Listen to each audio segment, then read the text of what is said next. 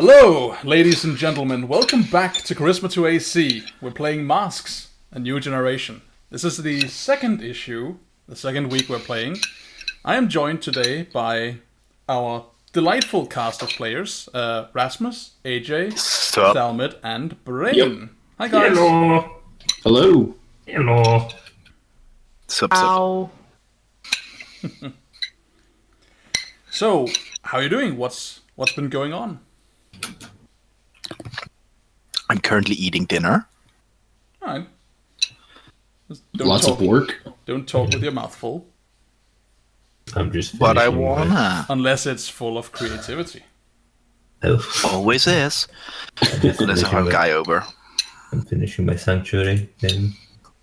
Did you just make a fellatio joke? Is that your cold open to the show? I mean, if people have watched the other videos on the channel, they should expect that from me. Well, we just lost the PG rating. Thanks very much. Meanwhile, cut forward to Yeah. some guy just like, I just turned 13 years of age, and I want to get into role-playing games. This video was recommended by YouTube Autoplay. You're in the wrong neighborhood. I mean, Welcome if to you're a the 13-year-old and you don't know what fellatio are, you do not have internet access. So, Mama, what is fellatio?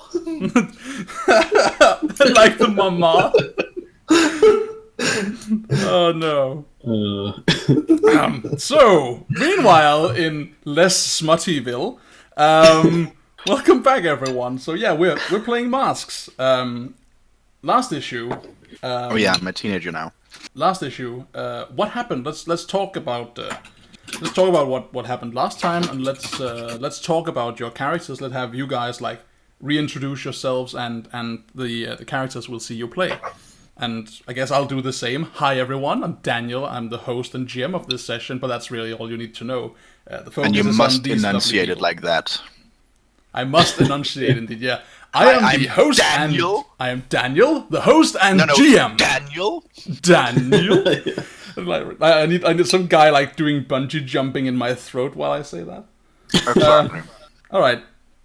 So, anyway, enough about me. Let's bring focus and spotlight to these lovely people who will be taking on the role as our superhero protagonists for this session.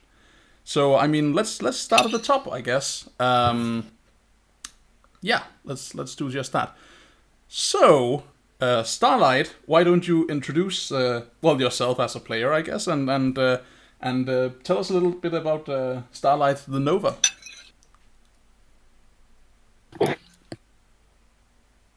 Unmute. Starlight, Nova, here to blow shit up. Next person. Well, that counts. So you have some relationships, don't you? Let's you have two relationships with someone, and then someone else might have relationships with you, I guess.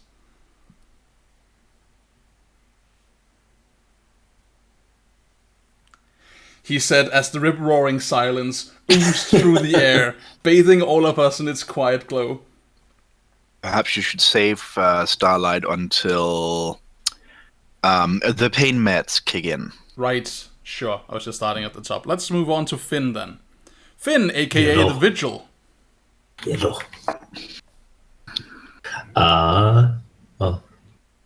Finn is. I'm playing the Legacy playbook. He is the man with the family, the man with the family connections. That has a lot of to live up to, and his relationships are relationships. One of them is with Starlight, which he tried to help her, and it turned on him a little bit because he was found out in the secret sanctuaries of this order. That's true. You tried to bring Starlight into the lake chamber in Halcyon City. Yep. Yes, that didn't play out as it was supposed to. What about your other relationship? Another relationship is with Nightshade. And I told through me trusting Nightshade, gaining trust in Nightshade, I told him, I revealed to him a secret of my legacy. That's true. And We're bros now. That secret was, if I don't misremember, was the knowledge of Soren the Shamed existing? Yes. Yep. The traitor. Yes, vile traitor, scum, Heretic. burn the Xenos and all that. No, wait, that's a different show that you can also watch on CharismaToAC. Go check it out. It's called Hereticus. Shame, plug. Good shame, plug, Daniel. Good one. So smooth. Yeah. Just Hollywood, hire me. I know how to do this, definitely. All right, so tell us a little bit more about Finn. What you're a legacy character. What powers, what superpowers will you be bringing to the fray?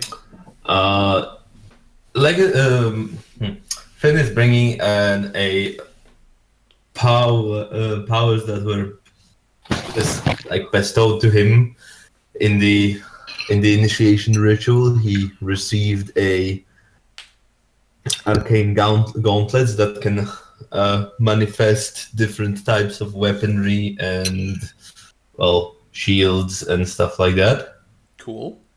And also through the magic of his bloodline and his oath, he also possesses a legendary speed and supreme strength.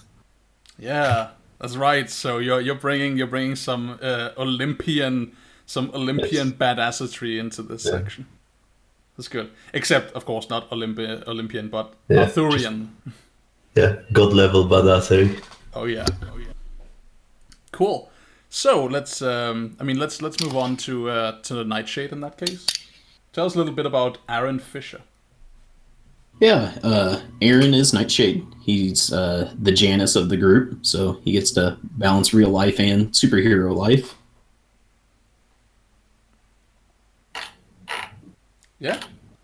What are we looking at in terms of like his power suite and his So you have some powers, you have some relationships, but there's also something about your mask, right? There's something about your superhero identity that embodies something. Right. Yeah, his mask embodies danger because his powers are a little unstable and can potentially hurt a lot of people. He produces venom from his body. That's right. And as far as relationships go, Nightshade knew White Sparrow before they were both masks. I refused to tell Vigil my secret identity when he first asked. That's right. Why was it that you refused to do that again? I think we established because since Vigil's identity and superhero identity were one and the same, it made Nightshade uneasy because he tries to keep his separate. Yeah, it was like a person from a different world. Right. Yeah, definitely. I remember that. All right, cool. Anything else you want to like shine a light on for Nightshade before we move forward? White Sparrow wants to kiss me before she dies. That's true. That's true. Yep. All right. Well, in that case, I guess it's very poignant that we move on to White Sparrow. So, formerly Elaine North, right? Ileana, but yeah. Ileana, yeah. White Sparrow is the psychic manifestation of Ileana North's hopes and dreams for what she could have been if she became a hero instead of, dying. She has a nemesis, which is the psychic manifestation of the same girl's resentment and hate for the fact that she is dying. Well, she is dead by now, but that she was dying. Her powers include being able to make psychic constructs. And while she usually makes animals and plants, she's not limited to making those. She can transform her body, also usually into animals. And she has strength of conviction and speed of thought, which are tied to her conviction and ability to focus. The only one who knows the truth about her and her doom is Starlight, because talking about it brings it closer. She, as mentioned before, she knew Nightshade from before she done the mask. And yeah, she probably has a bit of a crush on him, because she wants to kiss him before she dies. Very nice indeed. All right. Anything else you want to shine a light on for White Sparrow? Unlike Nightshade, she has told her family about her hero identity, and they're mostly fine with it. She does have an uncle who's a police officer. Gross uncle. A gross uncle, yeah, quite specifically. That type of uncle. Who believes that all supers are menace and should be put away or put down. And she has a mentor who's an older retired hero. Yes, indeed. Air quotations. Yeah. Very, very, very well enunciated air quotes there. And that is it, I think. All right. So, just to return to Starlight, do you feel like shining a bit more light on your character, or would you prefer that we just step forward and we move into describing what happened last time? Was that for me? Yep. Oh, right. Her relationships are with Nightshade. She usually hangs out with Nightshade That's right. to blow off steam. And she once hurt Sparrow when she lost control. That's true. Which I believe we established in the fiction kind of tied into why you know Sparrow's secret. Or why, I guess not. I guess secret, yeah, but the predicament that Sparrow finds herself in. And basically the reason she could even hurt poor Sparrow is because her power is cosmic energies. Yes, that's true. She's a fucking light show. Yeah, your powers have the awkward side effect of sometimes causing some form of cosmic backlash, like somewhere else, right? It's a kind of bastardized butterfly effect. She can feel something snap, and then she knows, oh, fuck.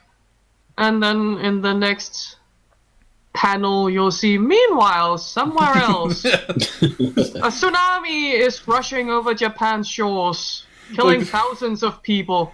Like, meanwhile, in the right spiral arm of the Andromeda Galaxy, and we just see a planet vanishing. Whoops. Well, meanwhile, Kyle didn't get off the fucking planet. Because his spaceship stopped functioning. Meanwhile, on Krypton, boom. It won't start! Fuck! Bang! Don't worry, we have 2 minutes until the planet collapses. And just a boom. It makes it to 1 minute and 59 and everything's just gone. Whoops. Oh well. Oops. Oh well. Alright, so thank you for that. Who needed Superman anyway? Indeed. Who needs him? We have other protagonists here to deal with this for us. That's right. Of course. Damn right. We have a bunch of new and upcoming heroes here who are, of course, very professional and in a good way, right? All of you are in perfect mental health and well adjusted with yourself. Of course. Perhaps, it might be a good idea to mention what our highest and lowest labels are. That's a good idea. I actually like that. In fact, what I would like to do, because conditions carry over between sessions. So what I would like to do is let's briefly just go through and mention your highest and lowest label and what conditions you have when we start play, and then we'll talk about what happened last time and get into it. So let's try and start with Starlight. Starlight has freak and danger at the same 2. Cool. And she has 2 conditions with her: guilty and insecure. Very nice. Guilty and insecure. What's your lowest? Mundane. mundane is sitting cozy at what? -1. Ooh, yeah, not really gelling the whole being human and empathetic vibe. She's not particularly feeling human and empathetic because of small galaxies swelling on her skin. Yeah, it's not an easy thing. It's not easy being green. Especially not when someone just yelled at her, "Shut up, you're stupid," and then ran off crying. Yeah, that's certainly a way that the last session ended. It's Vigil, okay, tell no us, it isn't. Shut up, you're stupid. What? Why don't you tell us your highest labels, your lowest label, and your conditions? Who? Vigil. Okay. My highest label is Savior, setting proudly at 3. My lowest is Danger, sitting at -1, which is weird considering recent events. And my conditions are guilty, insecure, and hopeless. Yeah, you had a rough time last time, but we'll get more into that. Also, remind me before when we've done the recap and we're ready to start play. Remind me to inquire with you what you're gonna pick for your advancement. But let's keep that until we start.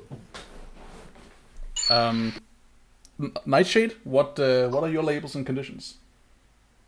I currently have no conditions marked. Very nice. My mundane is at a whopping 3. Whoa. And Nice. my freak is -1. Whoa. Very good. Someone's feeling human. Yeah, someone is Very. extremely relatable. All right, very nice. All right, and finally, Sparrow. Yeah, and I'm a proud member of the Saviors Club with Savior at 3 and Danger at -1 as well. We got the. Go on. Aside from the pride of being in that club, I'm actually insecure. Oh, that's such a That's my shame. condition. How come? Yes. I don't remember.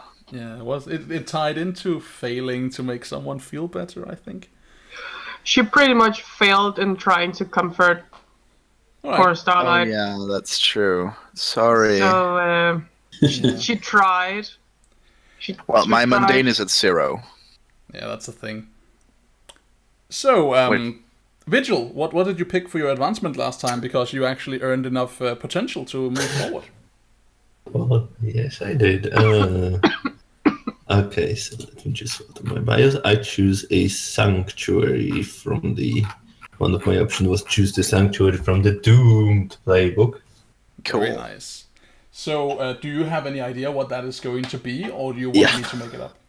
Oh yeah, I do have an idea. So I had to pick 3 features and 2 downsides. So I'll get to those and then I will describe what it is exactly. So features will be the that it has an aid or assistant, a library of valuable tomes, and a scattering of ancient relics. And the downside will be that it's easily damaged or tampered with, and its location known to many. So basically, what it is his sanctuary is his like the home that he was growing up. Home. I suppose the one of the homes that he was growing up in. It's on the outskirts of Halcyon City. Yeah. It's like the like this like bigger version of like this wooden house next to the lake, on the lakeside. Yeah. It was just one of the houses that was like his, like I would say, like summer house probably. Nice. And since he was like training there and doing stuff in this, so well, he was younger, so there is that library of useful things. And scattering of ancient relics, which were mostly like everything from between training equipment to anything useful that could have been in his training. and an 8 on or an assistant is either I was thinking it's either probably not his family member, but not a. It would be like a butler figure probably, but not necessarily a butler per se. Probably somebody that is keeping the house that when nobody is in there, and also it's like kind of like Alfred kind of thing. So a butler. Yeah, but he's not like a servant of the family. It's more of a Right, it's like it's a job. Yeah, well, he's I would say he's he's part of that he or she, I don't know, I haven't decided, but like that person is still like part of the vigil, but it's not like, you know, initiated into like the heroes thing, but it's like, you know, like a custodian. All right, that works. So it's basically like the old vigil manor on the outskirts of the city, maybe where your where your order used to have its headquarters, but then like when it came forward, it like had a newer building downtown. It's probably not as big as like to be considered like headquarters. It was probably pretty smaller. Like it was like a foothold before like a proper building. So it's not as big. Yeah, so it's pretty cozy, and nobody except like after like in his time, it was considered like basically his family home. Not like everybody from Vigil knows that it's there, and probably some other people know that it's there. It's not like well hidden because it doesn't have like very fancy stuff on the outside. Right. I guess so. So we're talking like a family-sized house in like American suburbia. Yeah, but just on the like it's separated on the like there's no like really neighbors or something. It's like a kind of like a summer house, you would say. Alright, so it's just like so it's in the natural environs like that stretches around the borders of Halcyon. Yeah. That ties to his like. You cross seclusion. the bridge over one of the rivers, and you're outside of city limits, and you drive for 15 minutes, and then you're there. Yeah, it's basically tied to his like seclusion that he also like when he was like growing up. Yeah. Cool. All right. Cool. I dig it. So this session is going to pick up essentially on when the first one ended. So there's not a time skip in which this sanctuary will come into existence, right? We will have you being given the sanctuary as part of play. Okay.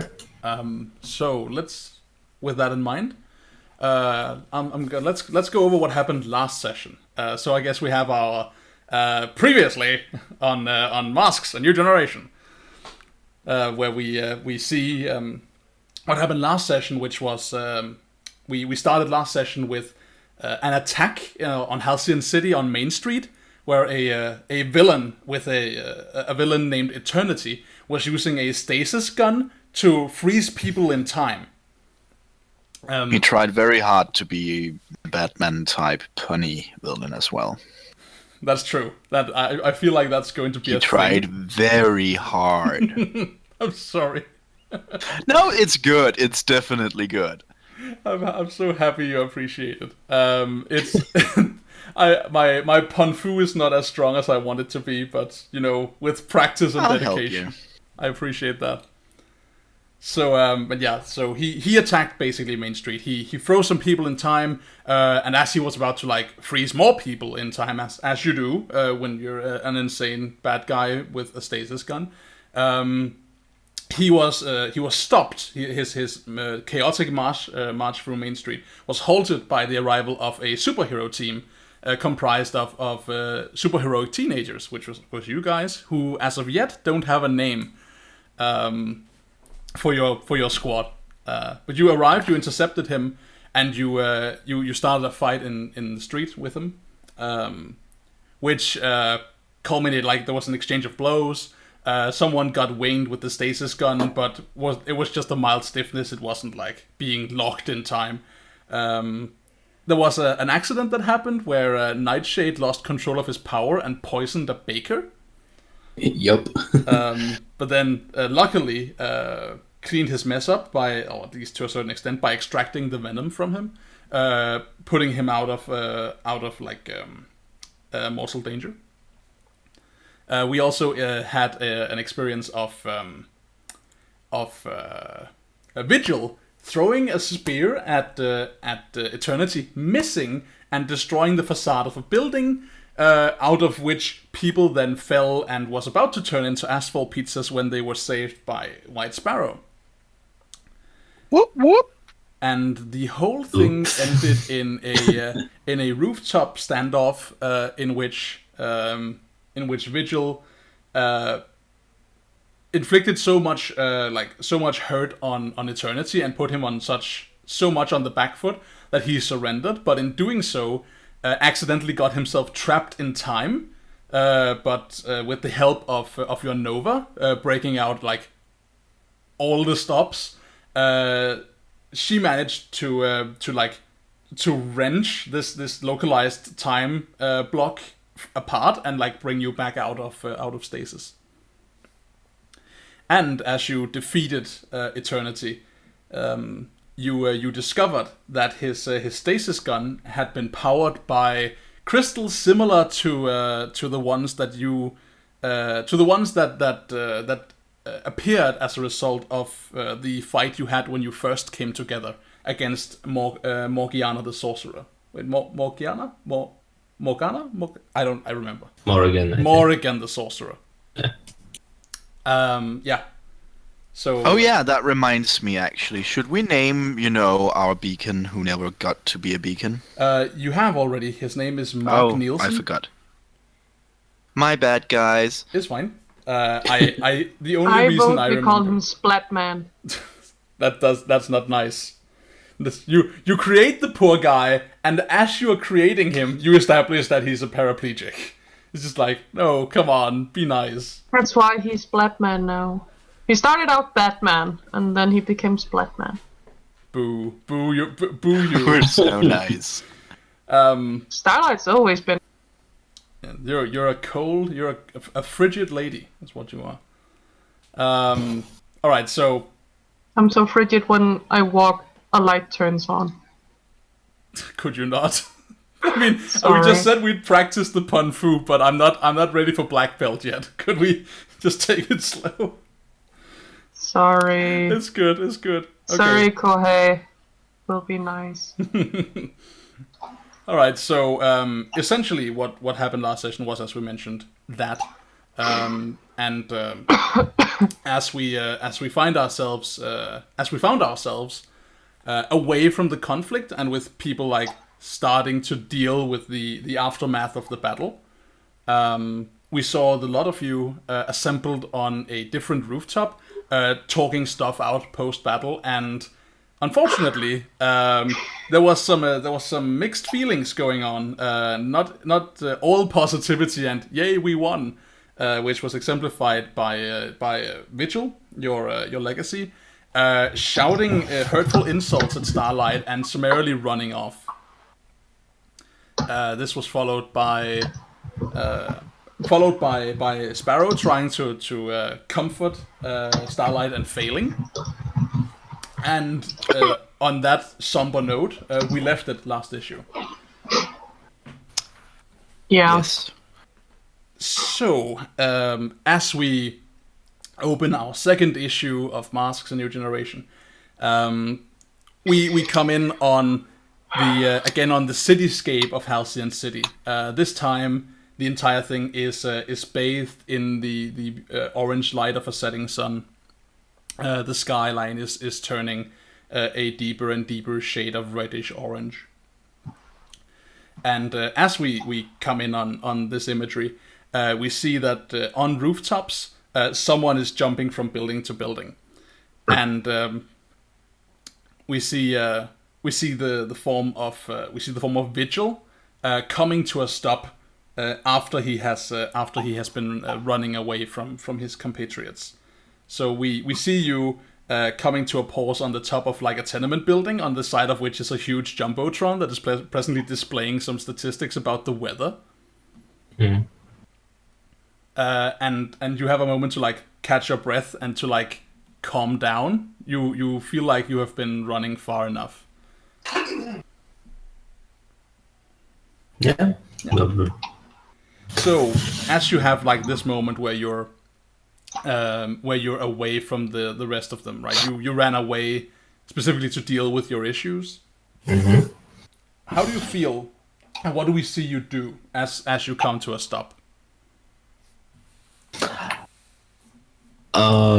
He'll probably find like one of those, when he's like on the roof, he'll probably find one of those like roof entry like those little, you know, little things, and he would just just slump on the side of it, just sit on the ground.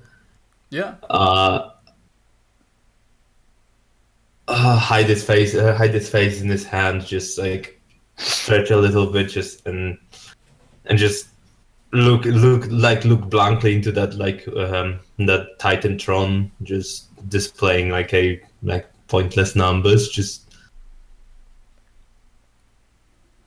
yeah, he would just probably solemnly like just look into this like blankly, not even paying attention to what is going on it, just. Cool. Just, So just quietly look. We see you like sit there and look on the display, and as you just sit there and like look at the nothing that is passing over the screen, the screen changes, and there's like this dramatic flash where we see like a translucent image of a computer generated planet Earth like swirl in the air, and a Channel 6 logo like swoops into view and appears. And we see the like the big blocky red letters saying Ramirez remonstrations, an hour of truth for Halcyon City. Mm-hmm. And appearing on the jumbotron is a well-groomed blonde lady wearing a turtleneck, and like a business jacket, sitting at a desk, and the camera like focuses on her, and the first thing she says is like, she starts to be like, chaos in Main Street earlier today as a bunch of masked vigilantes did battle with a known crazy person. The offender, Ethan, what did I call him? Ethan, let's call him Scott. I forget. Ethan Scott, also known by the supervillain moniker Eternity, did battle with a group of young teenage superheroes, and she says it with like a kind of like venomous edge. I guess she would call you super beings, doing millions of dollars of property damage in the process, catching several buildings on fire and destroying the facade and raining rubble onto the people on Main Street below. And there's like imagery of like scattered imagery of like from phones and some like from the camera, like the skating teenagers that appeared in the scene, like they've been sending it like uploading it online. And it's basically just, as you're sitting there feeling shitty about yourself, you're being showered in someone giving a decidedly negative spin on the battle you just had.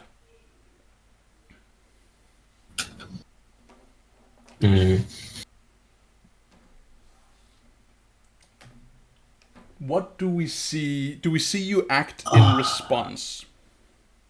I'm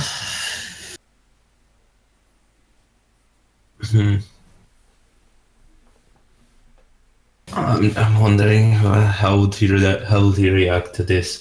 Yeah, he would probably perk up and start like looking at it, still quiet, just waiting, like just looking at it.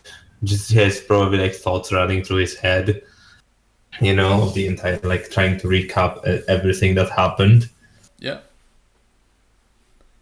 So we see you like stand up and like look thoughtful at the display, and I think we have like a panel where we see you from the side, and we see basically like Halcyon, a bask in the glow of the setting sun behind you, or at least I guess to the side of you, but in the background.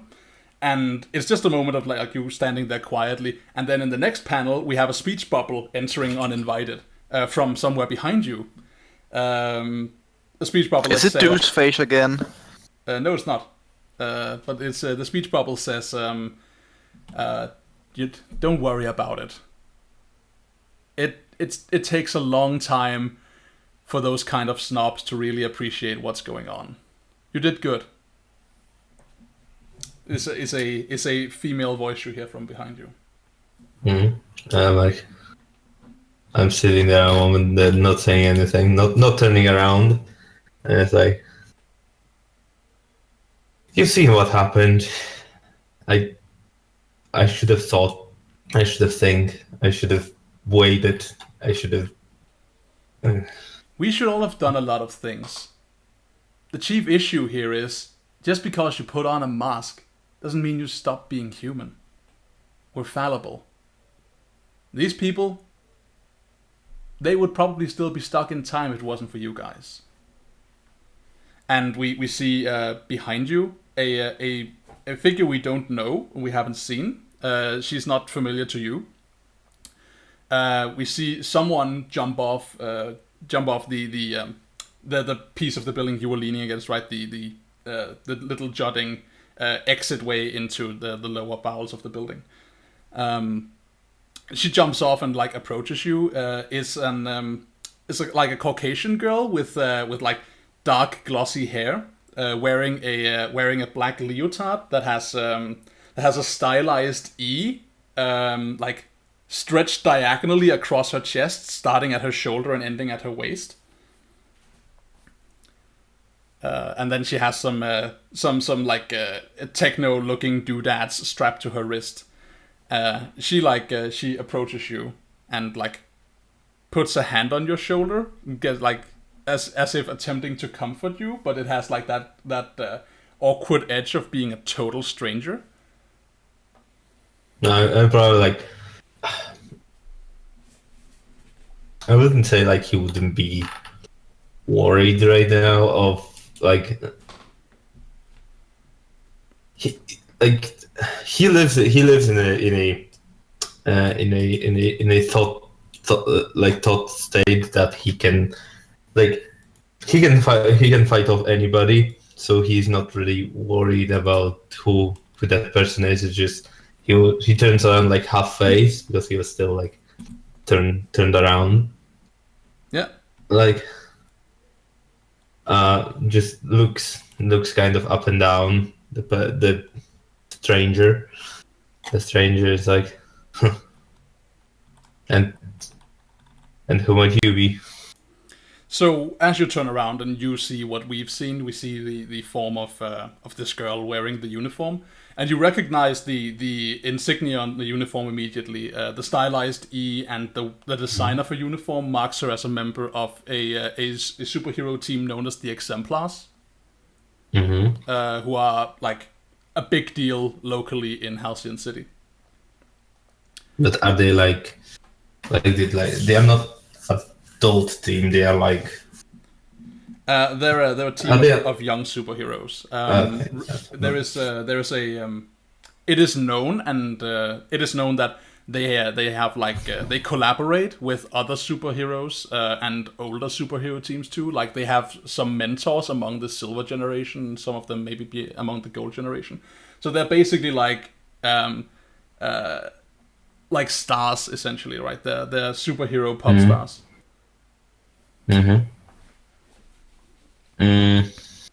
You immediately know who this is just by virtue of her being an exemplar. This is a superhero called Whisper. Okay. She's a specially trained infiltrator. Has a lot of high tech gadgets, and can phase through solid matter. And she does ASMR bits. Okay. brushy. I mean, her name is Whisper. Yeah, I'm not. If I recognize her, I probably don't want to ask like who might you be. But I'm just looking up and down and like I'm trying to figure out what my attitude towards them would be.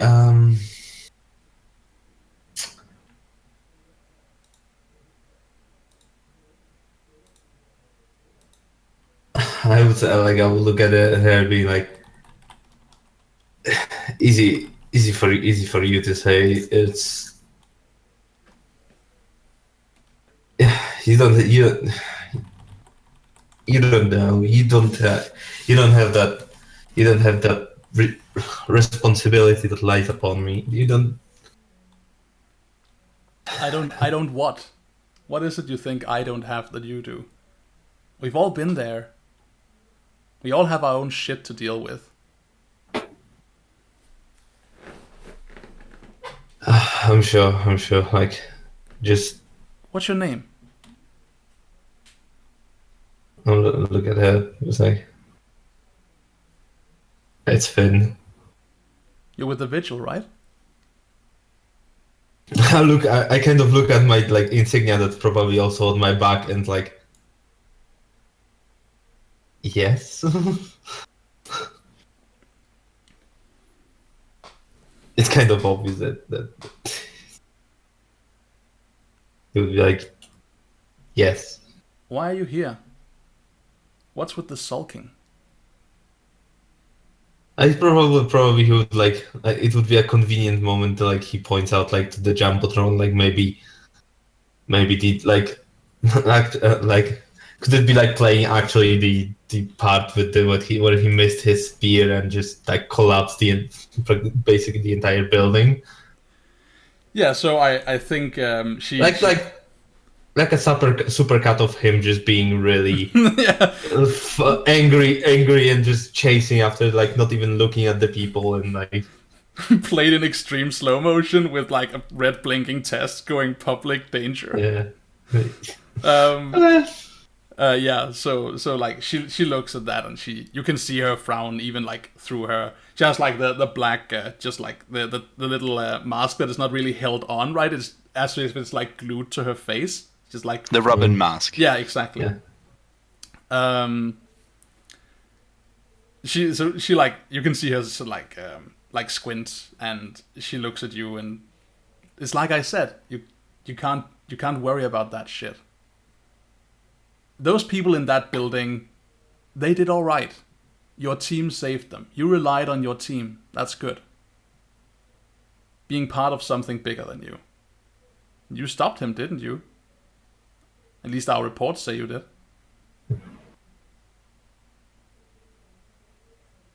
It's not about being part of something bigger than me. It's me being blind. It's me being blind. It's not me relying on my team. It's me being blind to the situation, too narrow-minded, too focused, too driven to. He wanted to say at this point he wanted to say kill, but he's like catch the villain, catch the target. She says I should have paid more attention. Yeah. She has something like a quiet moment and she says, it just doesn't always play out like that, you know? You want to talk about it?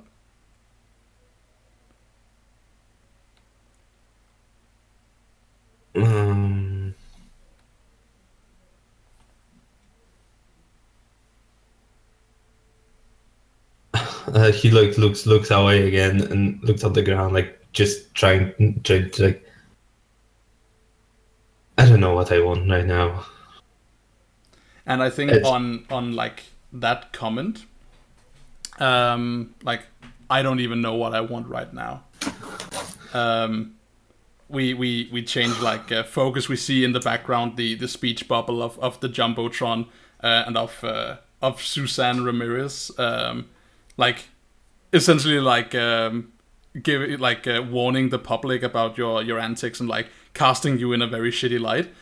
She starts saying something about like this new team of superheroes, and if there was any doubt that that such a group could not be trusted, all you would have to do is to look at the people who actually like exist in that sphere, and the camera like focuses on Nightshade, and we get like essentially like a panel that is just the screen and like her talking about the menace that Nightshade is, right? Like this person's superpower is that he can mimic poisons. That's right. The person is a walking disaster waiting to happen. There is no goodness, there is no heroism. It is just a public menace and a serious risk to everyone who this person would associate with. And then we cut away from the screen, and we see that we're looking at a jumbotron, but we're at a different rooftop. We're at a rooftop with the three of you, right? The other guys, and in the front of the shot, we have Nightshade. Like, you're standing there looking at the screen of this woman who just hates your guts, giving you all a shit talking. So when we cut from the conversation between Finn and Whisper and to you guys, what do we find you guys doing? Nightshade is just like balled his hands up into fists and just staring at Susan. I think Ileana will have placed a supportive hand on Nightshade's shoulder.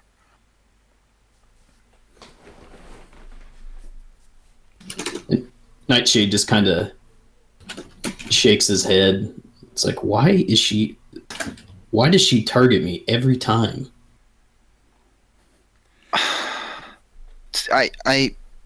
I guess because you're an easy target.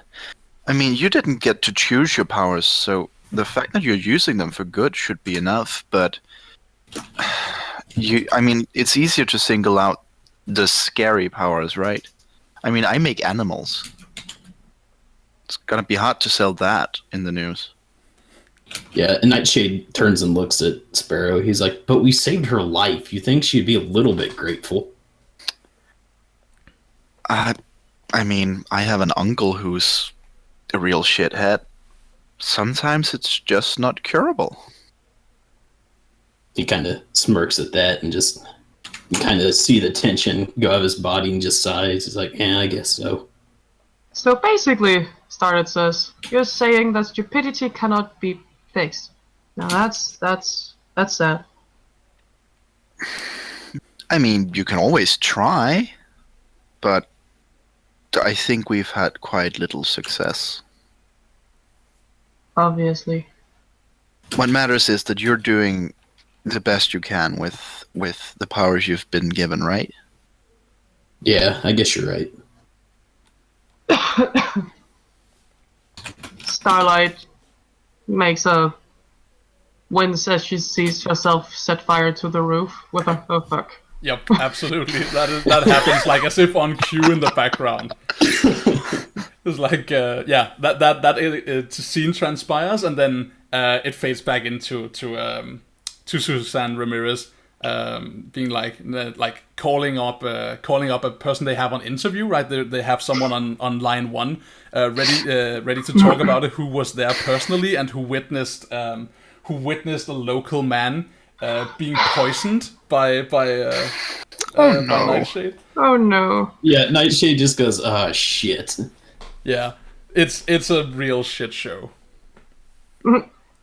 Starlight winces at that too, and then goes, well, if anything, at least we understand not being able to control our powers. I bet you they won't Sometimes it just goes shit. That's actually interesting that you say that. So I think, like, as you say that, almost the exact same words come from Susan on the screen, but instead of being like supportively worded, it's more like and we need to get these streets, these masked marauding vigilantes doing their vile work off the streets, especially those who don't even know how to control their powers. If you're listening, you are a danger to all of us. Go home And she is, so she is taking influence on all of you. She's trying to shift your labels. She's trying to make you feel dangerous. But May I my just labels say- can't go up further. May I just say, Daniel, that Sparrow is actually quite good at using her powers? Yeah, absolutely, you may. May that factor into the fact that I want to resist her influence? Well, so you can try and resist it. Absolutely, everyone can if you don't feel like it. So she's trying to shift your danger up and your mundane down. Because while what she's saying is go home and stay out of trouble, the picture of you that she's painting is that you are like outsiders, unrelatable, and dangerous. All right. Yeah, Well, I'll resist she's as already well. feeling guilty and insecure, so she's probably just going to take it. Yep, I'm fucking dangerous. I should go home. Which one do you use to resist? So you can reject someone's influence over you. Just roll 2d6. Oh, and I take -2 because I'm insecure. Well, that sucks. Mm-hmm. That was to me too. So Will it apply it automatically, do you know? It usually does. Yes, Oh, I think it that's does. bad. Let's shift over to the dice overlay, ladies and gentlemen. Behold. by the way, the Jumbotron is trying to shift my labels too, or just the other 3? Well, you're currently talking with someone, so you're probably not. Well, I mean, you could It's hear trying, that. it's trying to That's fine, shift man. all of you. Right? Okay. She's laying the smack on all of you. Okay. This is a very popular public news show. Essentially slamming I'm you just going to personally. accept it. Bastard. You said it was a flat 2d6 to resist. Yeah, it's 2d6 to resist. Okay. -2 if you're insecure. So it's danger up, mundane down. Yeah. Okay. Yeah, I'm just very gonna happy. shift. Yeah, let's mark that potential. Oh, do you mark potential? Yeah, you do every time you fail, don't you? Yeah. It's going to take a while for me to figure that out. Yeah. Well, that raised my danger to 0. Yeah, Starlight. Look at that. So you have some options here. Let's get that the moves out. Yeah. So you have the option of so you successfully hold to yourself and tune her out, and you can choose either to clear a condition or mark potential by immediately acting to prove them wrong. Shift But one how label. the hell can I prove her wrong right now? Well, that's so. It's not a matter She's of. not here to hear us. She doesn't have to be. Right? It's not about that. It's not about her seeing that you are wrong. It's about you being like, oh, you're dangerous and can't control your powers. Then you reacting to prove her wrong. Be like, no, fuck that. I am going to go out and just do something where I'm in control of my powers. I'm gonna go and prove that statement wrong. And that doesn't have to be to her. It just have to be to myself. I hate to be that guy, but it didn't look like it added your -2 into that roll. Oh, it totally doesn't. Oh, and Wow, Like- then my do roll that. was a 2. Just saying. delightful. Oh, jeez. Yeah, it says +0 to all of us. Yeah. All right. So it's a 2 and it's a 4 and it's an 8. Delightful. All right, so it's not a full hit for you. So you just choose one of the options to either, like as I said, clear a condition or mark potential by immediately acting to prove them wrong. You can shift one label up and one label down, your choice. So you can take something different away from what she's saying than what she's trying to do. Or you can cancel her influence and take +1 forward against her. So you can be like, this lady doesn't, like, her opinion doesn't matter to me, and now I have +1 forward against her. You know what? She's gonna get the completely opposite out of it. Of Cool. course she's dangerous because her powers are insane, so her freak goes up instead of her danger. Okay, so her freak goes up, and what goes down? Her mundane. All right.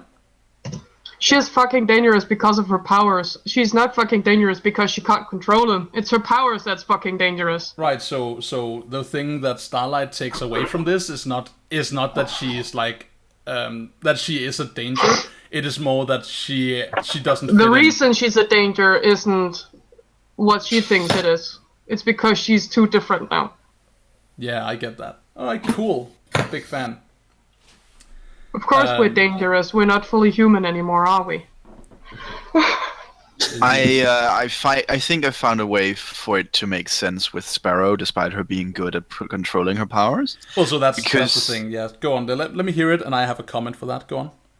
Because, as we established, she might be good at controlling her powers, but there's a shadow side of her that's a danger.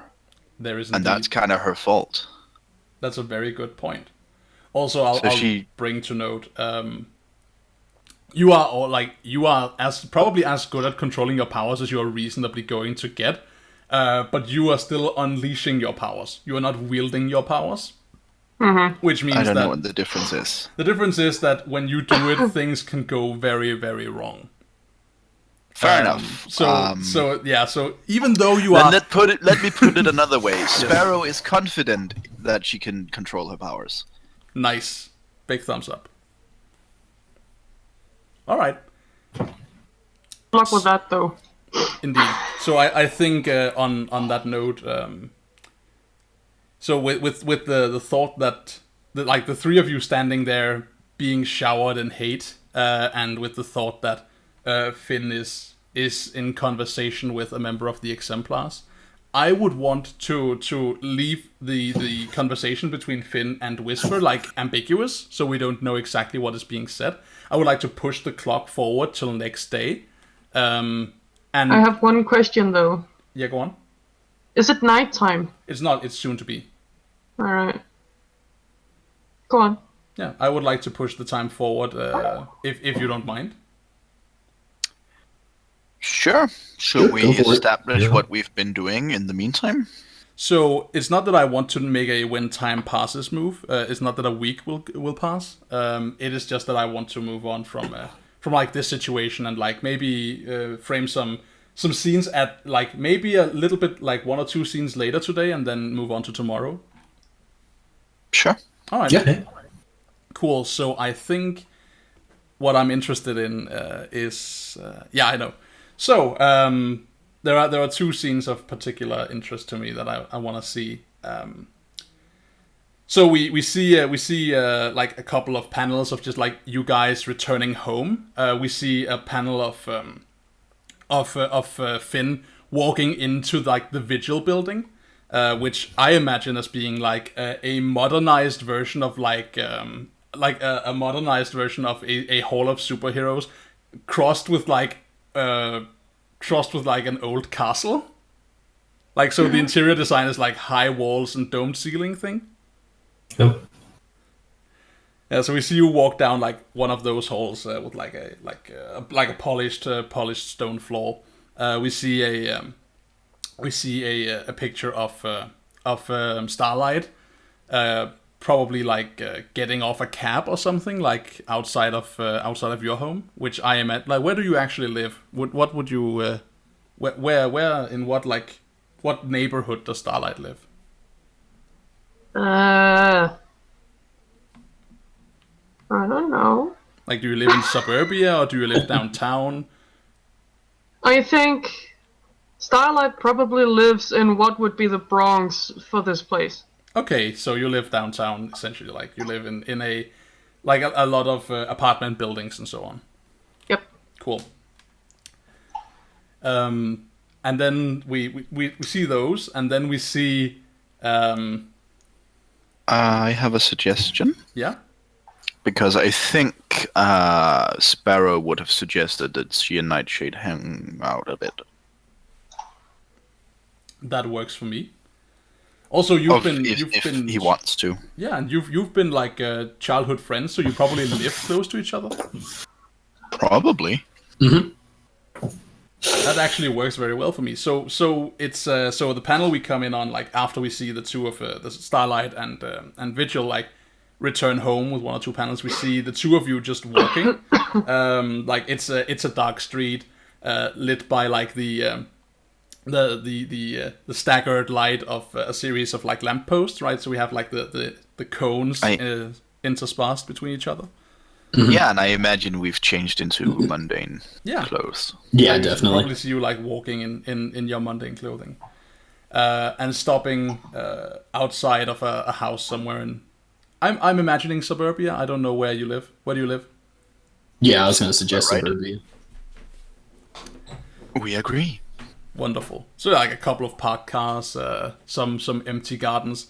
Maybe someone on the other side of the street is walking a dog, and we see the two of you like stop outside of Sparrow's house. Cool. Do you exchange any words before you go inside? Well, I mean, if we've walked home, this could be, Sparrow saying, "Want to come inside? Want to hang? Whatever." Yeah, I think "want to hang" is better than "want to come inside." Yeah. Aaron kind of looks at his watch and it's like, yeah, I think I've got some time. So you look at the watch, and I'm imagining presently it's like 10:30. Okay. And you definitely don't have time. Okay. Yeah, okay. I look at it, I'm like, it's kind of getting late. I mean, we could help each other with homework. Yeah, I think my parents could buy that excuse. Yeah. I really don't want to head home.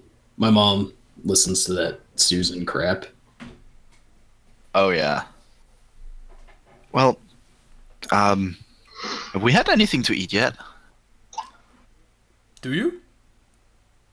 You know what? I think Sparrow will suggest I could make us some toast or something. Yeah, that sounds great.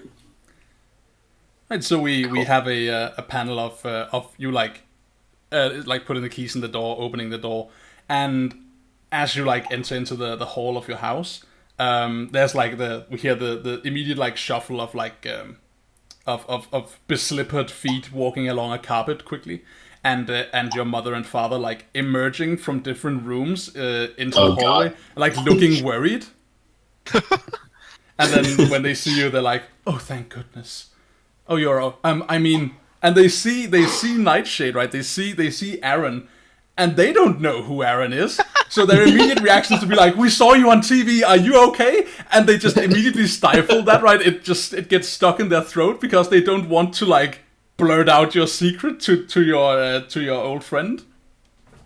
So they're just like, they stop and catch themselves for a moment, and then like giving into the need to do something. Your mother like quickly paces over and just hugs you. I think Sparrow definitely looks to Aaron because she could totally tell them it's cool, but that would also expose him. But Aaron catches on and he kind of smirks and looks at you whenever they're like cut their sentences off and just come up and hug you. Yeah, I'm sorry I came home so late. So she's like, as you're speaking, she's like, your mother's running her hand through your hair, just like petting you essentially, right? Like, yeah, Ileana looks uncomfortable at that. It's like, okay, yeah, I'm safe now. Thank you. Is what she looks like. Stop being a parent. Stop it. Yeah. So that's exactly what she's being, right? She's being worried, mom. And she's like, oh, so good you're home. Why? Hi, Aaron. Wow, what are you doing here? Isn't it a bit late? It's a school night. Hi, Mrs. North. Yeah, Nellie and I were gonna catch up and do some homework real quick. Yep, I think we have that geography thing, right? Yep. You know, Mr. McGee. He doesn't tolerate late work. No, he does not. Does your parents know?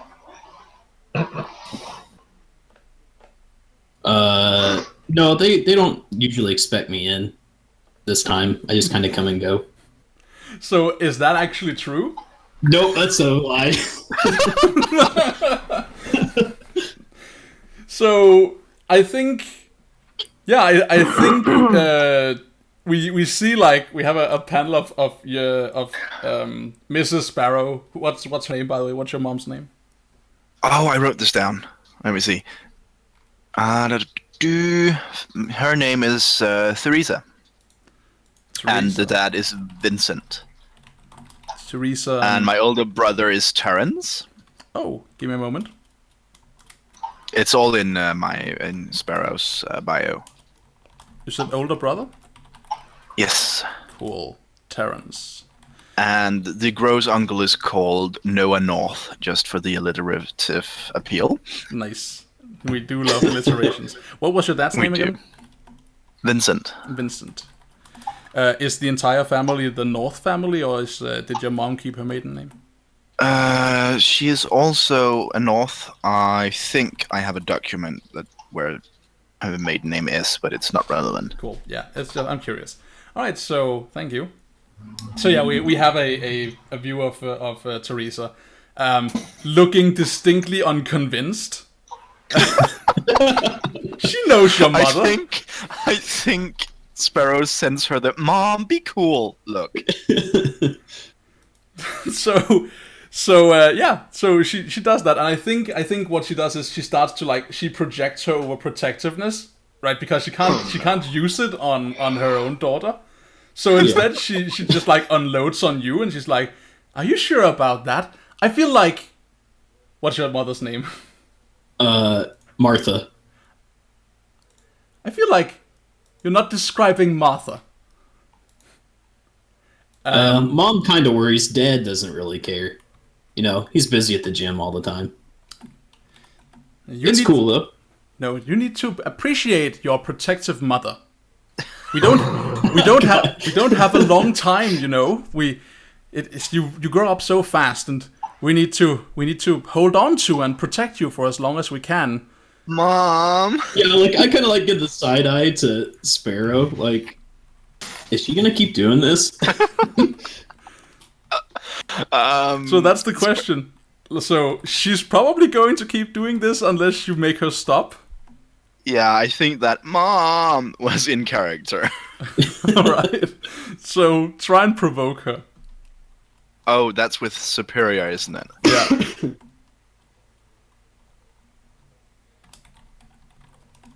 It's a hit. Yeah. Very nice. So when you have a partial hit on a move to provoke someone, for an NPC, on a... Let's see, what does it say? Susceptible to your words and what you're trying to get them to do. Roll plus superior. For NPCs on a 10+, they ride to the bait and you do what you want. On a 7 to 9, they can instead choose one. They stumble, you take +1 forward. They err, you gain an opportunity, or they overreact and you gain influence. So, yeah. Overreact. That is, Overreact. yes, definitely. Definitely. So you you go Mom, and your dad at this point is harumphing, right? He's coughing in his throat, bringing you back to informing you that this is not a time for back talk, and your mom indeed she overreacts to what you're doing, right? So she's like, Mom, and she's like, don't mom me. It's late. Do you have any idea? This is school night, and you need to respect your mom's wishes. You need to be back on time. I'm not going to be the one who deals with your mom and your dad when they call and tell me they don't know where you are. You need to go and make sure they don't. Yeah. And at this point, Aaron raises his hands and surrender and looks to Sparrow. He's like, okay, I don't want to cause any problems. I'll just see you tomorrow. Sparrow just looks embarrassed. Yeah. Good move. Look very embarrassed. Yeah, so Such shame. We have a panel of you walking down the walking down the steps from the house, and Theresa, the Sparrow family, I guess the North, standing in the doorway, and Sparrow's mom shouting give my best to your mother and father. I wave back. I'm like, okay, I will. You can study tomorrow at proper hours. And then she turns and shuts the door, and she's essentially she's just mommed you, right? Right. Yeah. Some people will call it punked, but you just got mommed. I know I did. So the moment that the door clicks shut, your mom just hugs you again, which I don't know how you feel about that. If you're like annoyed that she just sent away your friend and then she's like immediately being close and caring again. I don't know how you what your perspective is on that. Annoyed that she sent away my friend. Happy that she's supportive. I mean, she could be like Uncle Noah. That would suck. Yeah, so I think the panel we see of you like as you turn in is just like your mom essentially like slumping down in a hug over you. And then a tiny speech bubble saying like, thank God you're okay. And Aww. then we cut sideways to a different set of keys turning in a different door, and we see Nightshade, we see Aaron step into his house, as opposed to the North's hall. The hall of your house presently has the lights off. Mm-hmm. But you hear the sound of the TV being on in the dining room. Yeah, so Aaron kind of like takes a deep breath, then kind of like starts to sneak his way, trying to get to his room. Good luck. Oh, that's so good. All right. Come on, just unleash powers and just super speed. Oh God, no. So I kind of want to. So yeah, you know what? I'm going to make like the. I'm going to overwrite your sneak attempt. By having you like we see you like tippy Step toe on a through chew the hall. toy or something? I think what we see is we see you tippy toe through the hall, and then as you pass, you try and sneak past the arc that leads into the dining room and get to the stairs up to your room. And as that happens, we hear like the click of the TV turning off and the light coming on. And the light from the dining room just like washes into the hall, and you turn and look, and like your mom is your mother. I guess would your mother or father be the worst about this? Oh, definitely my mom. All right, so we see Martha sitting sitting in. She's probably wearing a not a bathrobe. Nightgown. Yeah, like a nightgown. Yeah. A nightgown, like sitting in a revolving chair, like turning around and like looking at you like with her arms crossed, and her eyes are saying like, do you have any idea what time it is? Yeah, like Aaron like visibly winces whenever the TV clicks off and the lights come on, and he turns around and he's like, "Mom, I know it's late. I can explain." Do you have any idea what time it is? And I kind of like look at my watch. I'm like, late? Tonight's a school night. What do you have to say for yourself? Where have you been?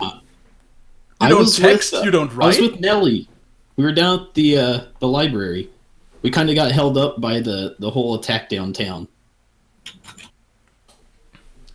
Oh, those awful people. Bold move. You could have called. You could have called.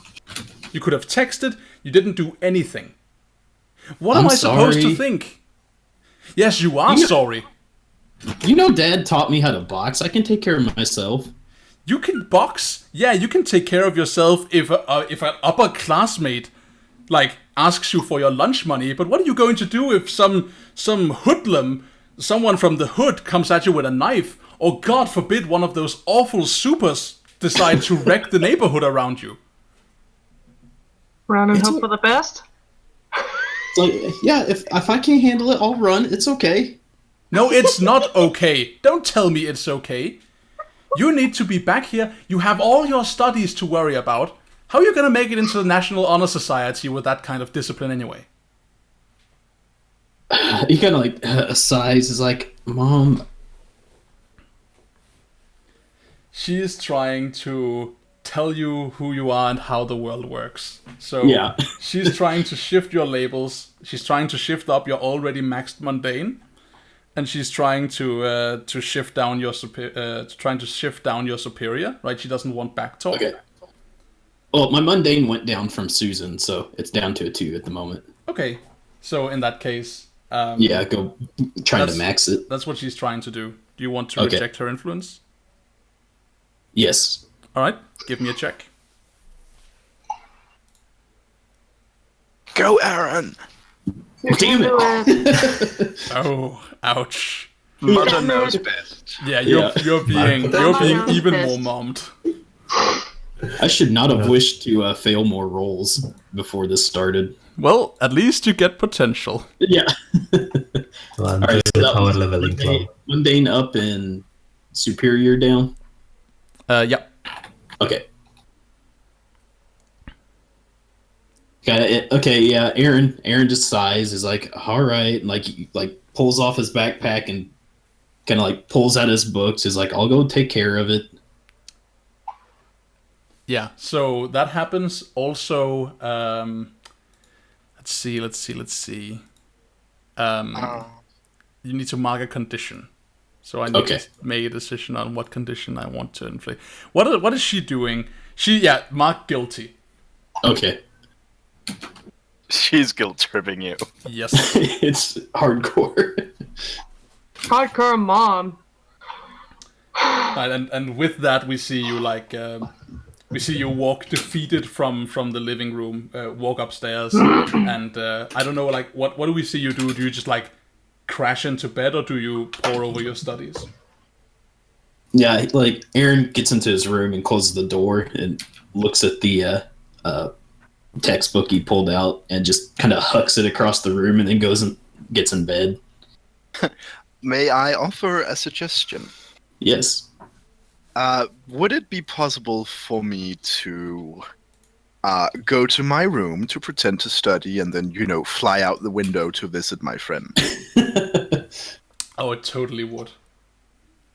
Do I need to roll for that, or...? No, I'll totally allow it. So you just like go to your room, and we see you like sneakily fly out of the house and like levitate across the street. And I would probably turn into a bird of some sort. I mean, probably a sparrow. All right. So what do we see, like cutting to a panel of Aaron's room? Like, is there a knocking without? I mean, he did throw the book across the room and then go into bed, and I think Nelly would just wait just a few seconds to see what happens and then knock on the window. All right, cool. Let's She'd be creeping just a little bit. Let's grab our first break here, and we'll return to that scene after the break. Cool. All right, sounds good. Yeah, let's do it. All right, we'll be back after the break.